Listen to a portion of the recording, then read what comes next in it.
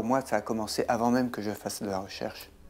J'ai toujours été un enfant excessivement turbulent, presque renvoyé de l'école. Hein. Le monde des adultes me faisait peur. La régularité, la ponctualité, la routine. Quand j'ai fini ma médecine, avant même de finir, j'ai commencé mes études scientifiques. Mais il était inimaginable pour moi de m'installer comme médecin et d'appliquer des recettes. J'ai fait des recherches qui continuent aujourd'hui sur l'utilisation du diamant en biologie. C'est pas tout à fait intuitif. Il n'y a pas de différence dans la composition chimique entre un diamant qui est sur votre plus belle bague aujourd'hui et puis la banane que vous êtes en train de manger. C'est du carbone aussi. Quand on fait de la recherche, on est toujours à la frontière d'un monde. On est sur le bord, on est toujours en déséquilibre, prêt à tomber. Il faut aussi avoir cette capacité de se relever. Donc la qualité d'un chercheur, c'est avoir un esprit critique, se dire que là, il y a sûrement des choses à découvrir. Et puis quand on tombe, avoir, mais ça on ne le décide pas, avoir une capacité à se relever et repartir sur peut-être des idées à 180 degrés. C'est un peu difficile à décrire, mais vous savez déjà que vous allez trouver dans cette direction-là. C'est une histoire d'amour qui vous fait peur et vous risquez votre vie. Quand vous faites une expérience, c'est une grande minutie et une grande émotion.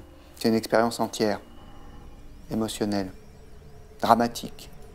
On a une existence dramatique, mais quand vous faites des sciences expérimentales, c'est un drame qui se joue devant vous. Quand vous faites de la recherche, c'est du matin jusqu'au soir. C'est quelque chose qui vous envahit, qui vous occupe, qui vous préoccupe, qui parfois vous enlève un peu du monde, mais ça ne s'arrête jamais. Quand bien même vous cherchez à vous en défaire, c'est une espèce d'obsession permanente. Il faut laisser du temps à l'observation. Il faut passer du temps sur le microscope. C'est des sciences du silence aussi. Hein. C'est des sciences de la patience. Et quand on descend dans la structure intime de la matière vivante, on se rend compte qu'il n'y a pas de finalité. Une molécule ne pense pas. Une molécule n'a pas envie d'aller dans une direction donnée. Elle va le faire effectivement à l'échelon collectif. C'est ce qu'on va observer, mais ça découle de lois statistiques et de lois de biophysique. C'est une douleur en même temps de se dire qu'on est le fruit d'une certaine organisation dont la part du hasard est capitale.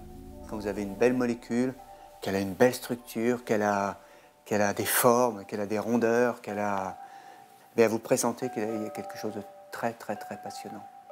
Tomber amoureux d'une molécule, c'est tomber amoureux d'un édifice atomique qui, par son articulation, par ses embranchements, par sa diversité locale, sa rigidité ailleurs, fait que vous pressentez que là, elle fait des choses absolument merveilleuses.